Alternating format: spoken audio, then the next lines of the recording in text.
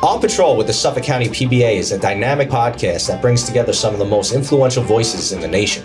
From union leaders and elected officials to law enforcement experts who explore the pressing issues shaping America. Through thought-provoking conversations, we empower listeners to think critically about law enforcement, political policy, and the future of our society. Available on Spotify, iHeartRadio, YouTube, and all Suffolk PBA social media platforms. Tune in to On Patrol with the Suffolk County PBA. Welcome back to another episode of On Patrol with the Suffolk PBA. I'm CJ Hutter, the treasurer of the PBA. I'm Tanner Brandmeier, the Sergeant at Arms with the PBA. And today joining us is Rich Schaffer. Rich is currently the Democratic chairman of the of Suffolk County, and he is also the Town of Babylon Supervisor. Thanks for joining us, Rich. And thanks for having me today. Appreciate it. So just for everybody out there watching, just tell us a little bit about yourself and, your childhood and growing up in Babylon. Sure. I grew up in North Babylon, graduated class of 1981, which seems so far away at this point. But I love Babylon. Been there all of my life and got into politics through people like Pat Halpin and Tom Downey and Sandra Backety. Those were people who were Democrats who, back in that time period of the mid-'80s, it was a Republican town. Mm-hmm. And for them to get elected really took some special effort and special work and very moderate presentation of their campaigns to the public. So I kind of cut my teeth with them, learned about campaigning, and also got to see firsthand by working for them how local government could positively impact the community. So I really learned a lot before I went to college. Mm-hmm. Obviously went to college, graduated SUNY Albany, came back, started Brooklyn Law School, and in 1987, they asked me to run for the county legislature. They told me I wasn't going to win. And I said I couldn't because I had a scholarship from Brooklyn Law School. And P.S. I won. And it wasn't because of anything I did. It was mostly because of Pat Halpin was running for county executive that year. He was a very popular local assemblyman in the town of Babylon.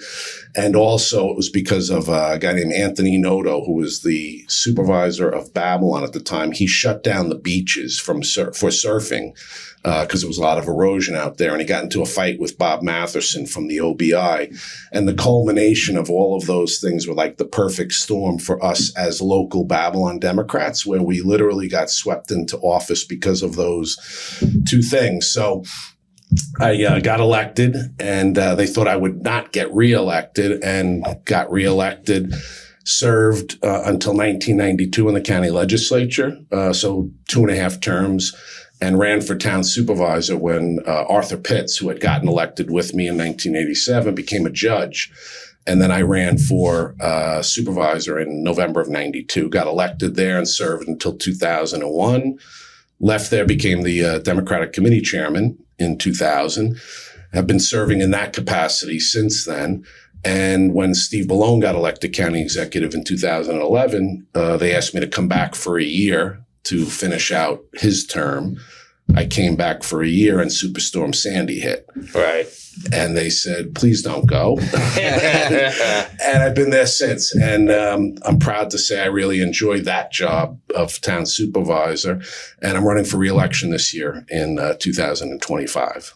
Oh, wow. So it's great to have the sort of experience you got with working under people and people kind of taking you under their wing and getting their tutelage with the real world experience. Because as great as school is and education is valuable, real world experience can't be replaced. Yeah, and you can't pay for that. Right. So you literally, and I know you two have learned over the years under past leaders of the PBA. Correct. And saw you guys come in green. It reminded me of me, and then watching you grow into the leaders that you are today. And that's what a successful leader does.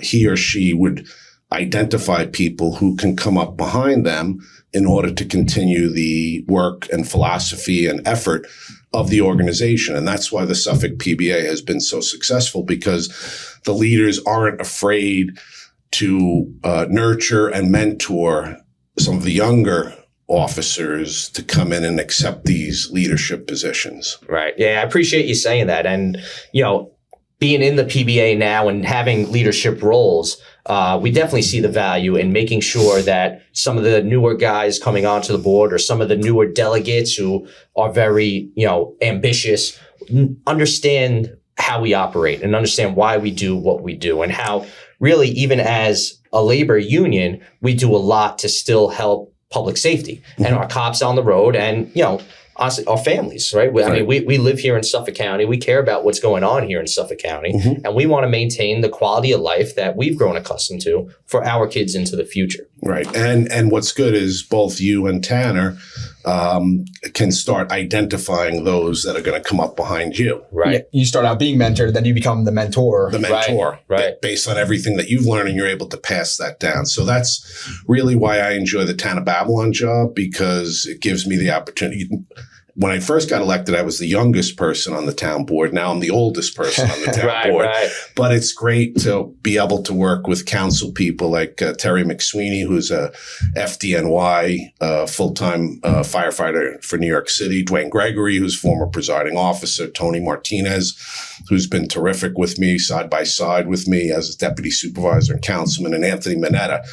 So the four of them have carved out their own specific areas of work. Like Terry does public safety, Dwayne's doing human services, Anthony does small business and economic development. So, and we're able to work with each other, right, and then mentor the younger people within the administration and do a lot of recruitment. So we just finished our annual tour of all of our high schools in the town. We go to the government classes and we talk to the students about what they're looking to do post-graduation, if they're interested in not just government, because town government has engineers, counselors, public park rangers, all sorts of different disciplines that somebody could actually be interested in and take civil service tests or be appointed to a position. So we spent a lot of time doing that, and we've got about 30 of those students over the summer who are working as interns. I think that's great. It's really good to embrace the children of the community as well, because, within like our union world, the guys that get brought up and, when you see potential in them, that they're already police officers. They already chose a life of public safety as a career. To get into the high schools and colleges and get kids at that young age before they've really chosen their direction, it's great to see them, create that desire to be a positive contributor to our society and communities. Yeah, we plant some seeds. Right. Give them something to think about. And it may not be the way they go, but at least we're giving them. And a lot of the principals were happy with what the presentation that we gave, and also the fact that we made ourselves available to, and again, spend the summer before they're going into the military or college or trade school. Again, that's great experience for them to get as kids to see how the world works, and to do it in a town like Babylon. It's like a well-oiled machine over there. So you guys do a great job. I think it's great to mentor the young kids and it probably keeps them out of trouble as well, too. Correct. And thank you, Tanner, for that. Because that's what it does. It keeps them out of trouble, gives them something to do. And as I explained to them when we go into the school, I said, you're going to learn a couple of things from us. One is how to communicate, put the cell phone down, get rid of the technology for a little bit, and learn how to have one-on-one conversations, eye-to-eye contact, all the basic stuff that you wouldn't learn in a class, even in high school. Right. And then also start looking at what topics or what issues you're interested in. And it also helps break down the cynicism that a lot of people have about government today. With everything going on the federal level and the state level, it's good to show them that there's a local government that will basically, we're not looking to be politicized, but we're looking to figure out how to make our community better. Like you referenced, CJ, before, about quality of life. And we spend a lot of time on that. We get to show them how the government can be responsive to those concerns. Right. And very often at, like, say, a town level or a county level, you can be a little bit more in tune to what the communities want and need. Right. I mean, you go into a diner and it seems like you know everybody in the diner, right? You're very in tune with the community. The Olympic diner. And I think it's great to be able to stay on top of the quality of life issues, because constituents can see you and say, we're having an issue over on, this street with an old abandoned house where, people are, breaking into it, doing drugs. It's becoming a big public safety issue with becoming one of these drug houses. Yeah, that's how I get a lot of the information is out in the street or at the public events that we go to. Like we just spent this past weekend doing a number of public events. And of course, the best way is Facebook and Instagram and social media that people send us messages about. So we're always accessible, available, and we use that information to help identify problems, whether it be on a particular street or in a community in general. Right. That must have changed a lot over the years. I mean, oh my God. So it must be a completely different game now than it was. Tanner, in fact, I joked about that when I was supervisor in the 90s. The internet was just kind of breaking through. I think Al Gore discovered the internet or created the internet. And basically, I would write letters. Somebody would write me a letter, send the letter, or drop it off, write a response back, send a memo out to a department.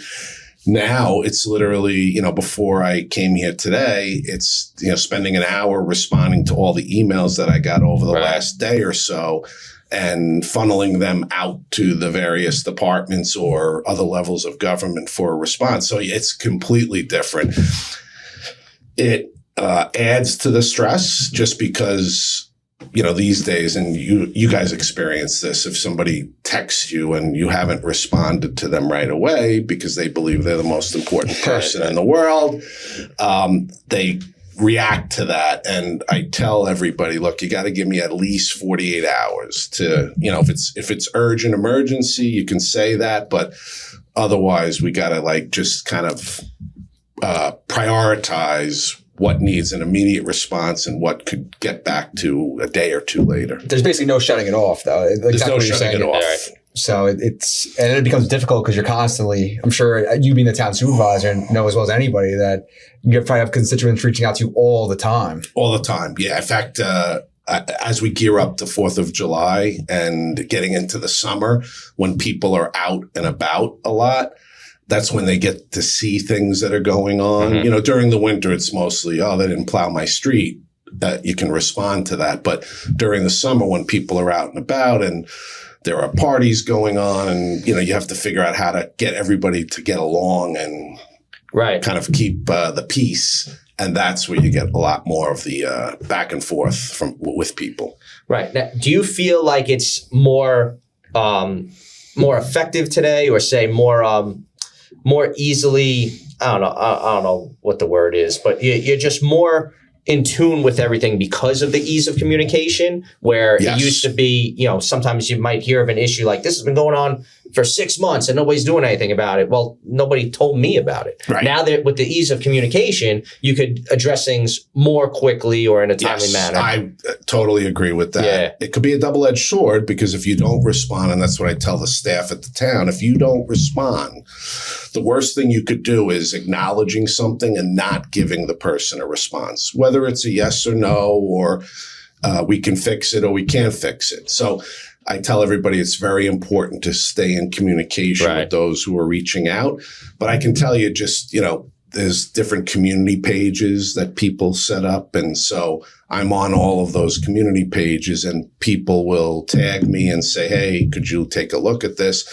So it's funny because I was just at an event in Deer Park and they have a very active community page. And a lot of people come up, we're really sorry that they're always bothering you with all these things. So people are apologizing, other residents who I see you on the page and, they little thing this, little thing that they want you to respond to. And I said, but that's the beauty of this, that they can get at their town supervisor, which is the form of government closest to them, beside like a county legislator. It really is probably the most important part of government because you deal with the day-to-day, everyday issues that people are facing. A lot of it's very small stuff, but it bothers people daily. Well, and it affects property values. Right. It affects their quality of life. It affects their kids. That's their most precious asset, right? They want to make sure that the kids are safe, that they have good schools to go to, good recreation, activities. So all of those things is what life is about. Mm-hmm. And yes, you could debate all of the federal or state issues and those impact us, but most prevalent is those issues that are right here in the particular communities. And you guys know that because you were sector car cops and you knew that and you got to know your sector. Right, absolutely. And we have great cops. In fact, we got a lot of new cops, young cops who look like they could be, you know, I asked one the other day, I said, how old are you? You're not 16? But it's funny to see, but they know their sector because they're out there and the same kind of practice that we do local government wise is what Suffolk police learn how to do right away. Right. And there's great value in being a regular sector car operator and, you know, working in that same neighborhood for years at a time because you get to know all the players, you know, the good players, the bad players, all the little conditions, you know, the trends where, you know, in the summertime, you know, this becomes an issue, but it's not an issue the other 9 months out of the year. So it becomes really valuable to the people that live in those communities to have those regular faces in the sector cars all the time. What happens is now, because of the great working relationship that we have with Inspector Forte and Deputy Inspector Kubek and all of the staff over there, the officers are trading information with us and we're trading information with them so that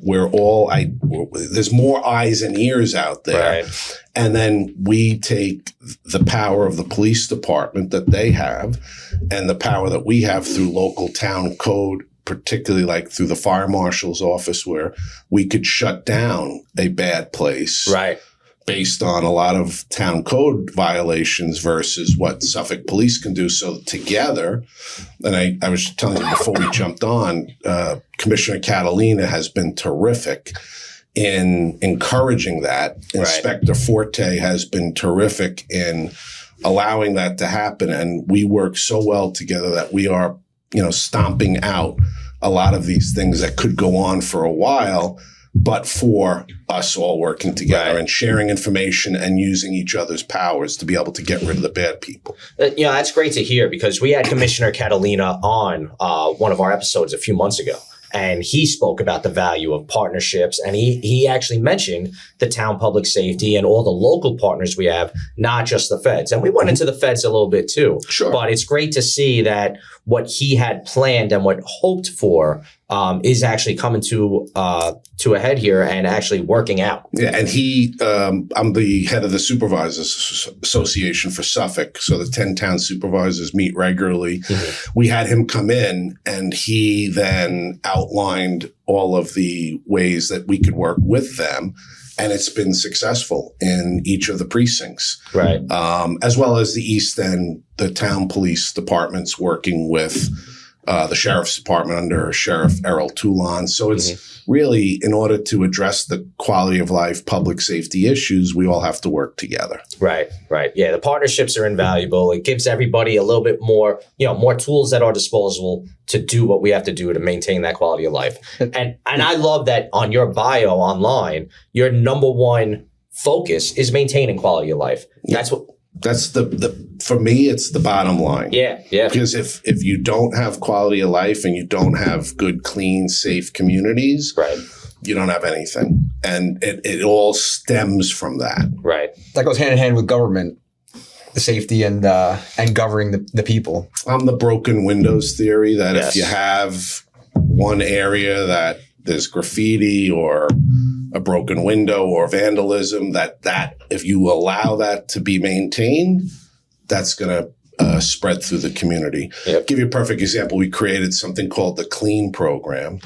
We're in our second year. I got tired of seeing Sunrise Highway and the cloverleafs off Southern State and some of the main roads with litter and just debris dumped and all sorts of areas, parts of the town where people were doing illegal dumping. So we literally deputized all of our highway buildings and grounds, landfill staff, and every Saturday they are out cleaning various locations throughout the town. So some people said to me, well, Sunrise Highway is a state road or this is a county road or I don't care, because the fact that you're having people from out of town drive through and seeing that, and then they're comparing it to when back in their home state of, say, North Carolina or Florida, that if they're seeing this as a mess, that just hurts property values. Right. It hurts quality of life. So the Clean program works overtime on Saturdays,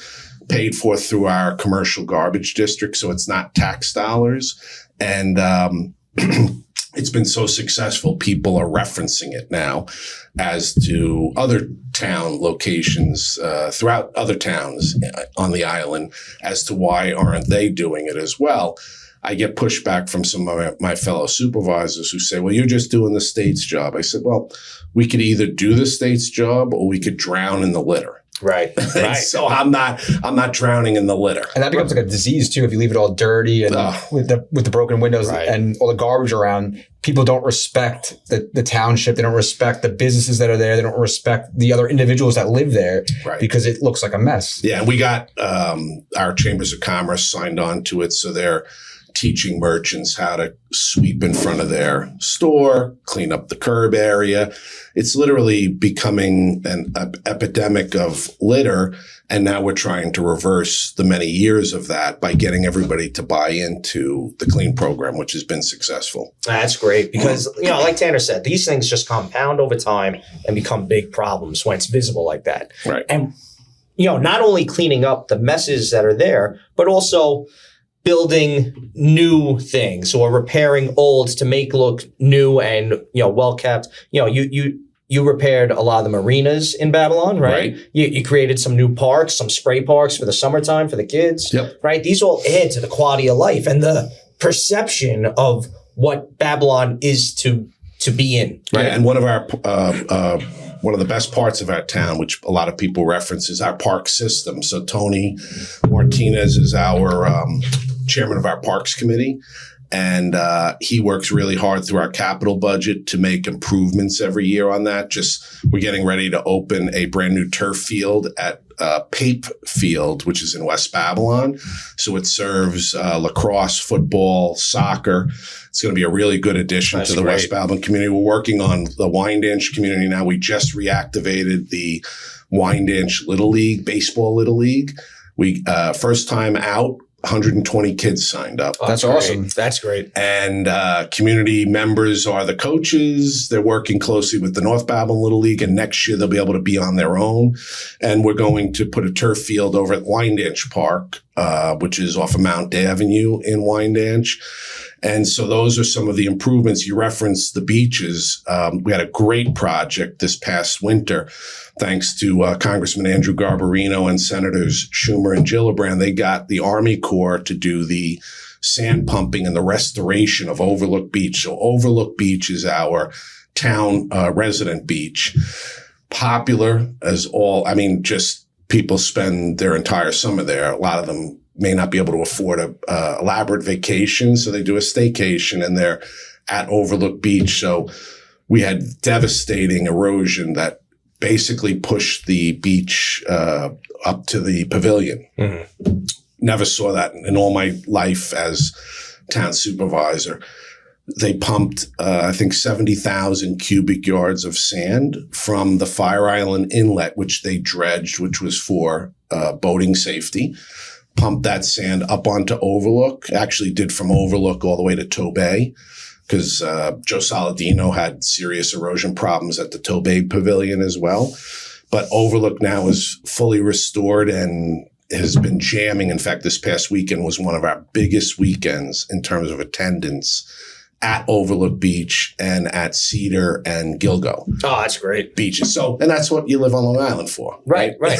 We're on an island. Enjoy the beaches. And that's what you want to do. And again, a lot of people can't go and pack up the family, and it's just too expensive these days to go on a vacation. So you can turn it in. And we've got concerts down there. We've got concerts at Tanner Park. We've got all sorts of activities for the kids. And we'll have our big beach blast, which is our end of summer event, which has a great deal of entertainment and stuff for the kids to do in mid-August. That's awesome. It's great to hear about all this time and effort getting put into all the sport fields and the beaches. Because I know, like me as a kid, I grew up an athlete. I grew up playing sports, and that's what kept me busy and out of trouble. Right. And if I wasn't playing a sport, like say it was a Tuesday off day, we had no game, I was at Smith Point Beach, Right. right? So the beaches go hand in hand too, because you want to go out there, get fresh air, hang out with some of your friends, but staying out of trouble, staying off the streets. You're enjoying the water, enjoying the sun, playing some football or soccer in the sand. So I'll give you a good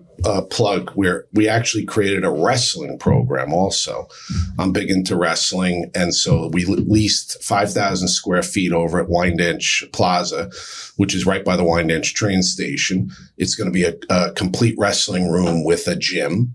And we're going to make that available for middle school and high school kids. And we're going to have the NCAA Division I wrestlers from LIU and Hofstra training these kids. Oh, that's great. That's awesome. So that these kids who can't afford the basics in terms of being able to hire a trainer or being able to get that extra, we're going to make that available. And all of the coaches are excited about it. Kids were starting to spread the word. So that's going to kick off in the fall. That's great. And they're going to be able to use that all the time. In fact, Wyandanch used to have a wrestling team in their high school. They don't. The new athletic director came down the other day, saw the facility. He's excited about reactivating the wrestling team, and one of the cheapest sports. You need wrestling shoes and a singlet, and again, keep kids off the street and teach them so many lessons as part of that. That's really awesome because we were talking about mentorship before, and you're really putting so much resources into helping the younger generation of kids, and then you're taking maybe a little bit of the older generation of kids and you're having them be mentors to the younger ones too. So, and Tana, you're right on target. So I work, like I said, with the Hofstra wrestling team. These guys, freshmen through senior, early 20s, late teens, early 20s, and it's helping them start to figure out what they want to do in their careers. And it's helping them fine tune their communication, how to talk to people. And then for the younger kids, it's like, wow, they get to meet, a Division I wrestler and learn from him or her. And there's going to be both boys and girls, because girls have really that sport's taken off. Girls wrestling is taken off. Yeah, a friend of mine, Teddy DePasquale, he's grew up in Deer Park, but he's from out east in the Rocky Point area now, Mount Sinai. He's really helped us develop the girls wrestling program, and it's taken off. The girls love it. And so that's going to be a big part of what we're going to be encouraging as well.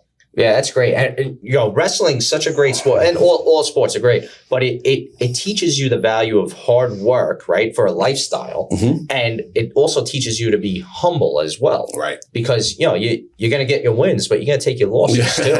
Right. And you learn more from the losses than you do the wins. Absolutely. I think the coaching part is so important too. I know CJ's coached before. I've coached before. It really, when you get to a point in your career where you can't do it any longer, and now you're teaching other people how to do it, it's a different way. You're stepping even more into a leadership role. It's about passing down your wisdom. Absolutely. It's very rewarding too to see, coaching Little League. And, obviously when you're coaching 7 and 8 year olds, nobody's, a great player yet projected to be in the major leagues or whatever. Everyone is a great player. Right. But except CJ's son. I've seen him play baseball. He's really good. But the most rewarding part is seeing the improvement from the beginning to the end of the season. CJ, that is the most rewarding part. Yeah, absolutely. Yeah, and I love it's kind of my hobby, I guess you'd call it, but it's also a hobby that I'm using to benefit the town, right? 100%. By doing the things that we're doing. 100%.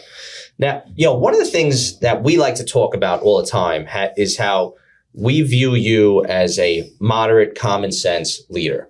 And one of the things I want to point out that might have gone unnoticed just a couple of minutes ago, when we're talking about these projects within the town, you thanked not only Senator Schumer and Senator Gillibrand, but you also thanked Congressman Garbarino. And that's crossing party lines. That's doing what's common sense, because this is somebody who's looking out for a crime. Right. This is somebody who's nice about a Republican. Right. Exactly. Isn't it weird that what we view as common sense and saying something nice about working together across party lines has almost become taboo nationwide? Well, it's exhausting. Right. And by exhausting, I mean that it's not the way I was brought up in politics. And I know I sound like an old person now, but the perfect example is Tip O'Neill and Ronald Reagan. Ronald Reagan is the president. Tip O'Neill is the Speaker of the House, and they would battle it out over issues, have a philosophical discussion and disagreement. There would be a vote, and then they would go out and have a drink at the end of the day because,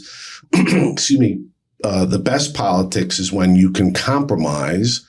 Obviously not give up what your core values are, but you don't have to make that where you're looking to kill the other person. Right. And I'm exhausted from everything going on the federal and state level, because that's the prism that everything goes through now, where if you don't agree with somebody, you're the complete enemy and they don't even want to listen to you. And so a lot of us here in Suffolk County, whether we be Democrats or Republicans, have talked about this exhaustion and talked about the fact that people on both sides that are extreme on the left and extreme on the right, really, because they scream the loudest, they get the most attention. Right. And because of the way social media is set up now, clicks and views are the angle, because that's the way you make your money, or that's the way you get your viewership, which is how you're judged these days. And so it really is sad, because nothing's getting done. And it's so negative in terms of what younger people view or have established their view of what government is. So I'm not going to change who I am. If somebody does something good for our town, I'm going to call it out. If somebody doesn't do something good, I'm going to call it out as well, whether they be Democrat or Republican. It's going to all go through my prism about what it means to the residents of our town. And politically, as the Democratic leader, I'm going to look for candidates who are going to have that same mindset. Right. I don't think extreme candidates on either side benefit anyone. At the end of the day, you don't get anything done. And if you don't have the acumen to sit and listen to the other side and figure out how do we come up with solutions that are going to solve the problems, then I'm not interested in. And I've told the party, if they have a difficult time with that, then get another leader. Yeah, right. Because again, I'm not going to compromise my core values, which are about figuring out how to come up with solutions to the problems. Right. And I think that says a lot about your character, because you're willing to have a meaningful conversation and maybe learn something from somebody else who has a different life experience, or maybe take the time to teach somebody else who maybe doesn't have the same life experience as you. And you can only do that through meaningful, peaceful conversation with an open mind. And controlling your ego. I feel like a lot of times we get lost in our own ego, that it's our way or it's the highway. And I think that it takes a lot to put your ego to the side and do what's best for the residents and the people that you serve. Now you're speaking my language. Yes. So my favorite book is Ego is the Enemy. Yes. By Ryan Holiday. And Ego is the Enemy outlines little stories about famous people who allowed their ego to blow themselves up. And I always talk about, then I have to check myself all the time, which is why I reread the book a lot to remind myself of situations I find myself in where maybe my ego is getting out of control and I need to put it back in check. And I think it's always a constant battle amongst our own mind to be able to do that. Yeah. So, right now in Suffolk County, I think your attitude and the attitude of a lot of the local Democrats are reflective of your leadership. We had Anthony Portese on a few weeks ago, and he referred to you as the man, the myth, the legend, right? He looks up to you. Only in my own mind. But that's how he looks up to you, and that's what he referred to you as on air here.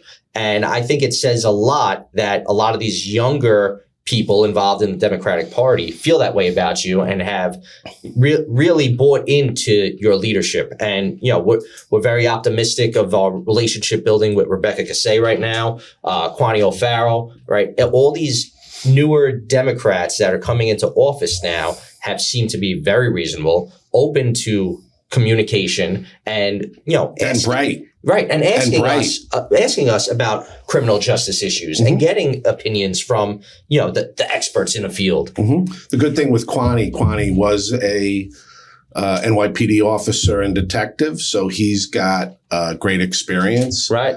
And he's Black. So he comes from it from both angles of how do I figure out how to bring both sides together? Right. Because both sides should not be blown apart. They should be together, because there are people in the Black community who say, I want strong policing to protect my quality of life. Right. And I'm getting drowned out from people who've said X, Y, and Z about the police department without even really knowing what needs to be done. We spent time during 2020 with police reform and wanting to make sure that we listen to all sides in that, including the police officers, that anybody who wants to demonize the police department isn't really coming at it where they want to be productive. Because who are you going to talk to about what are the needs, what are the issues that are out there in the field, and what are the dangers that the police officers are facing and having to do their job? And we've seen it time and time again of police officers who are being ambushed because they're not given the opportunity to be able to do their job. Right. There's too much micromanagement over the job. I'll give you a perfect example. We had a park ranger who served 7 years on the NYPD, and he got tired of being in the NYPD because of a lot of the issues in there. Right. He wasn't able to do his job. So our benefit, he came and became a park ranger. So I had a 7-year experienced, trained NYPD officer who came and served as our park ranger. So he was terrific. He got into an incident where it was a shooting. There was a person at one of our marinas who was harassing two black young people who were fixing up a boat, and it got really bad. He had a fish fillet knife, like 12 inches, and he was going after the two individuals as well as coming after the park ranger. And park ranger was trying to put him down. Cameras, everybody looked at it and said it was a really good job by the park ranger to avoid something more serious, possibly somebody being killed, and shot him in the leg. On his way home from the hospital, he called me and said, "I'm really sorry. I didn't mean to do this. Am I going to be indicted?" And I said, "No." I said, "They're going to throw a parade for you down Great Neck Road tomorrow." And he was like, "I'm not used to this kind of support." And I said, "Look, if you did something wrong, we would have to hold you accountable for doing something wrong. If you did your job, you're going to have our full support, and you did your job, and there's nothing for you to worry about." So I tell that story a lot because I want people to understand that that's the way we approach things, that we're not going to condone any bad behavior on the part of anybody. I'm not going to condone any bad behavior on the part of an elected official. Right. But I'm not also going to paint with a broad brush all elected officials because one guy does something stupid. Same goes for cops and any other profession that you want to have. So I think the way we've approached it is the only way you can improve is by working with all the constituency groups and including the police officers and the detectives and the superior officers, the people that have the knowledge. Those are the first people I'm going to go to and say, what do we need to do here? Right. And I think it's a shame that gets lost in communication. Right. And I'm glad you bring up this example, right? Because, 7 years experience in the city. Tanner and I were both city cops before we came out to Suffolk. So we can definitely sympathize with his feelings and, his fears of being a city cop prior. He was so fearful of that. Yes. And, and confused when I said they're going to throw a parade for you. Right.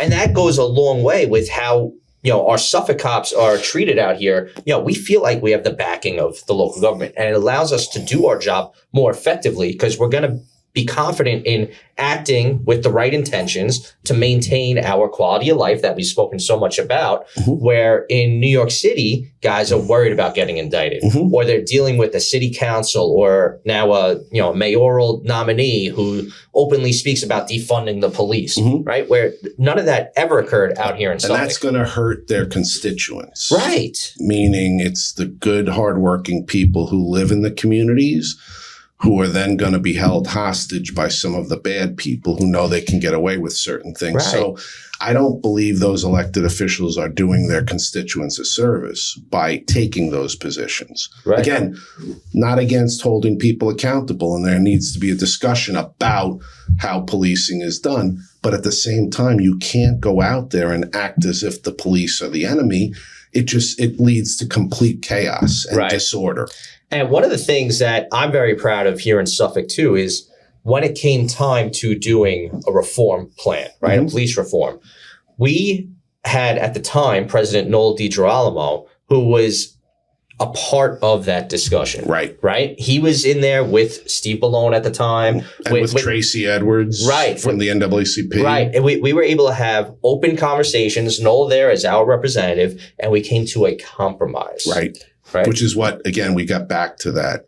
Compromise is the key to success in politics. It sets up realistic expectations too. I think with some of that, it became a popular trend where people were hating on the police for a little while in 2020. I think it made some of the expectations unreasonable for cops. Like as a cop, you need confidence to be able to take action when you need to take action. Right. That's critical for the public. So I'll give you another funny story. During 2020, the summer, there was a couple of protests and vigils and things. So there was one in particular in North Amityville, and an inspector and deputy inspector were sitting in their car, and I was talking to them, and older black woman came up to, "Oh, Schaffer, are you here? We're going to defund the police today." And I said, why would you want to defund? I said, I looked up the word defund and it means bring down to zero. I said, and what that means to me is we're going to have to put plywood on the front of the first precinct and shut it down and not have police. "Oh, that's crazy."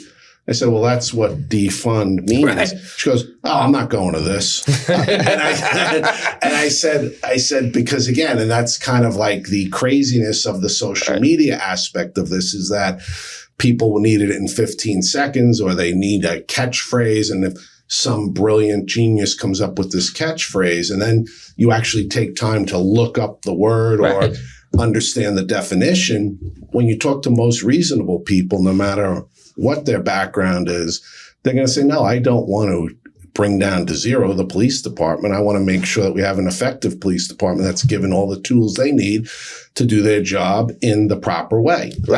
Again, that's what the discussion of 2020, but instead it became this whole, we're going to eliminate the police. And then you see where that happened in other municipalities that they've now rolled back because they knew that when you did these knee-jerk reactions to things, and again, I'm not criticizing, I'm just saying you don't make these decisions based on emotion. You have to have a well-thought-out conversation in order to do and to be effective on the part of your constituents. Right. And a lot of these knee-jerk reactions basically became a failed experiment. Complete. Yeah. And to the detriment of all the constituents that you're supposed to be protecting. Those are the people who suffered. Those are the people who suffered. Right.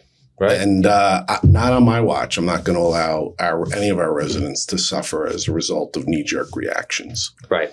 And, I think it's great to hear that as police officers and as Suffolk County residents, right? Because that's what I worry about too. I'm not just worried about my lifetime, but I have children. Eventually I'll have grandchildren. I want to make sure that the police and all the public safety aspects, as even down to like the town codes that we spoke about earlier with taking control of abandoned houses that become crack dens, right? We don't want to see that. We got to make sure that the necessary tools and funding are where they need to be. Right. And go back to people like Errol Toulon, who's got Errol's great. A world of experience in corrections, and he's taken that to a new level out here by not only managing the jail system well, but he's done things that have given people who've been in the jail system second chances coming out.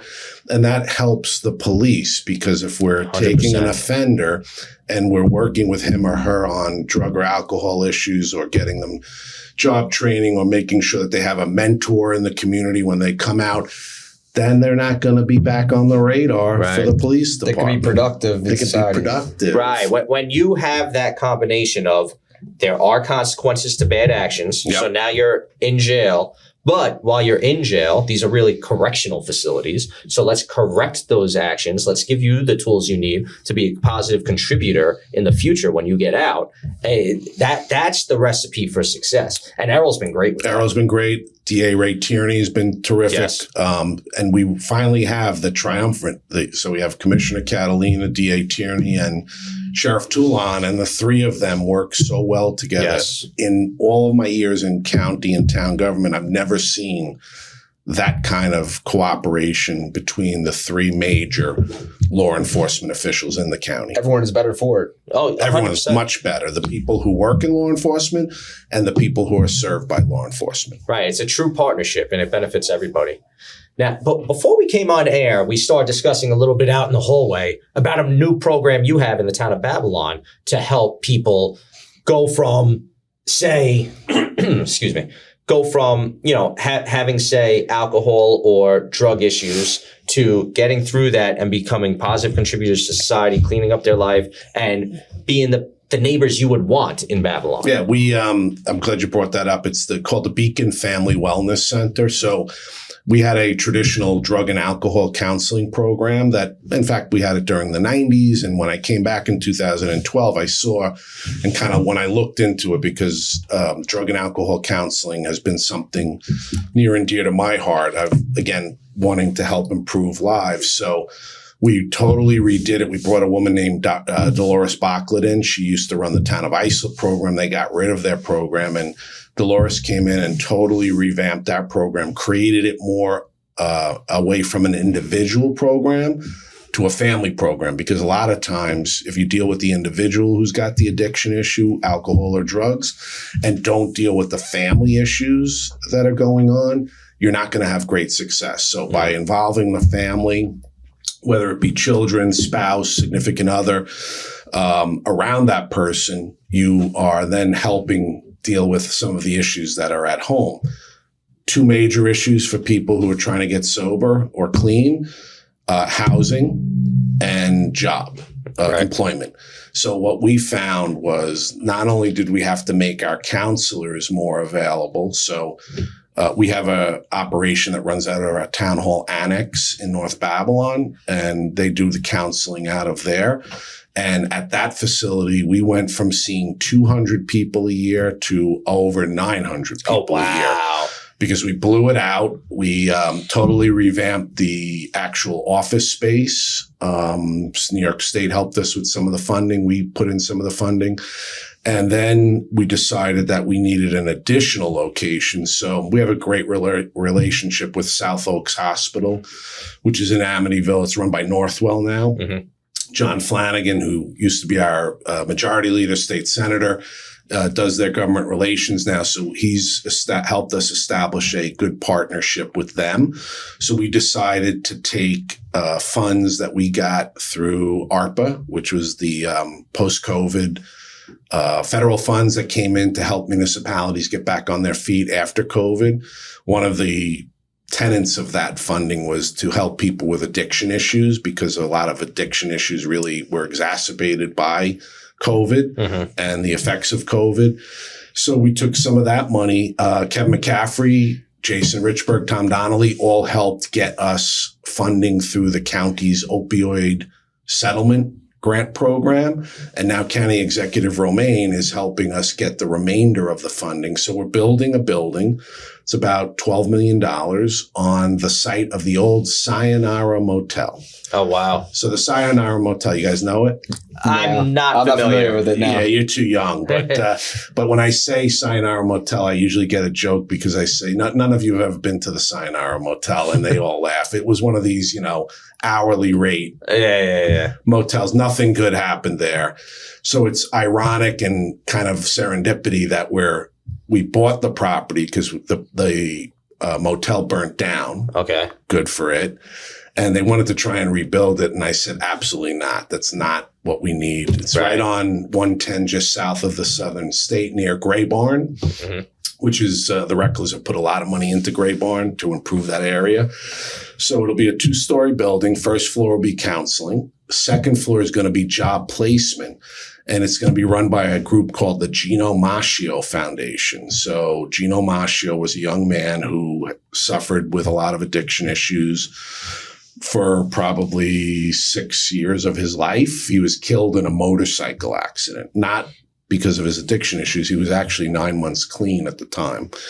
And I knew him very well, a good friend of mine, his parents, good friends of mine, and his uncle is the Karate Kid, Ralph Macchio. Ralph Macchio, yeah. Yes. So Gino was a really special individual. So Steve and Debbie set up this foundation, and they wanted it specifically to be used for helping fund putting people to work. So putting recovery to work.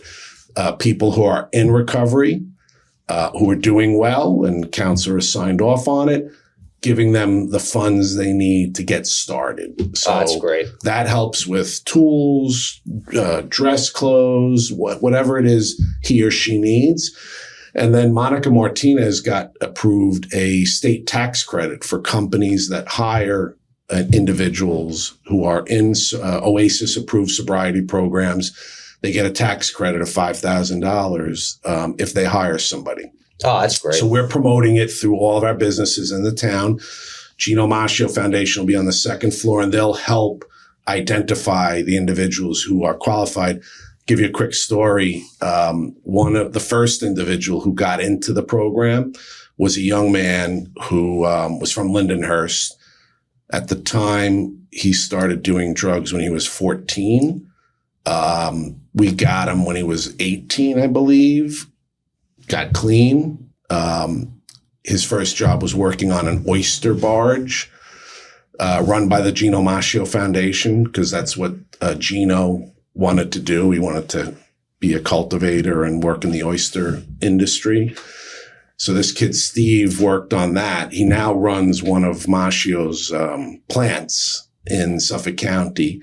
But his mother called me on a Mother's Day. This is probably about 5 or 6 years ago, and said, I just have to thank you. It's the first time my son is hugging me sober on a Mother's Day. Oh, wow. Because of the work that the town of Babylon did for him and getting him connected with the Gino Macchio Foundation. That's great to hear. And that's life-changing. And again, back to Tanner, what you said about wanting to make people productive. Right. Because that makes the community so much better. 100%. And that whole program just brings this full circle, because you're taking a vacant property, right? The old Sayonara Motel. Right. That could be a magnet for crime and issues. Prostitution, drugs. Right. So we're taking that, we're turning it into this place that addresses addiction and the core root of some other crimes, right? And turning these people's lives around so they can be those positive contributors. And I love a good story of redemption. I'm a sucker for it. It really, when people have issues and they get their life together and then they go in a positive direction,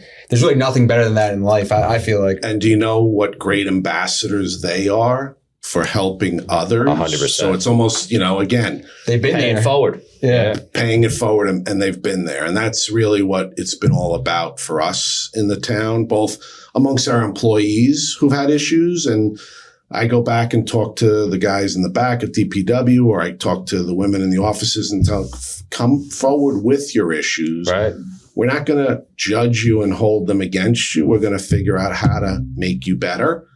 And then hopefully you can make others better as a result of the success that you experience. Right. Yeah, no, it's a great message. And that goes, along with a lot of the stuff we've spoken about here about breaking the stigma, and let people come forward with some of the mental health issues that they're battling themselves internally. Which what you guys are battling with. It's been really prevalent. And, the work that that Lou and Tommy from Nassau County have done in getting legislation through to address a really serious issue of mental health issues amongst law enforcement personnel. And look, it's a lot of times, and I joke with the DPW guys, I know you tough guys don't have problems. And it's trying to get particularly males to say they've got issues and I need help.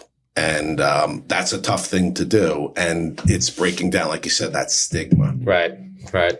Rich, we thank you for coming on today. I think we covered a lot. I'm glad you had me today. We covered a lot. We broke down a lot of, the quality of life issues and, root causes to solutions, stuff that's common sense, right? So do you have any parting words for the people of Suffolk County? Anything you want to mention that maybe we didn't cover here today? No, I think the people of Suffolk County, I think everybody's just exhausted from all the animosity. And I think the basic message is let's just communicate. Right. with each other. Let's have conversations. Let's talk. And let's figure out how to, and I use the word compromise. It's not a bad word to me. It's a word that means that you've got to sit down and bring everybody's smarts together and figure out how to make the place better. Right. Yeah. Compromise and common sense. I think that's the biggest thing. Yep. Yep. We appreciate having you today, Rich. Great. Always a pleasure. Thanks, Tyler. Thanks, Rich. Appreciate it. Appreciate All right, thank it. you.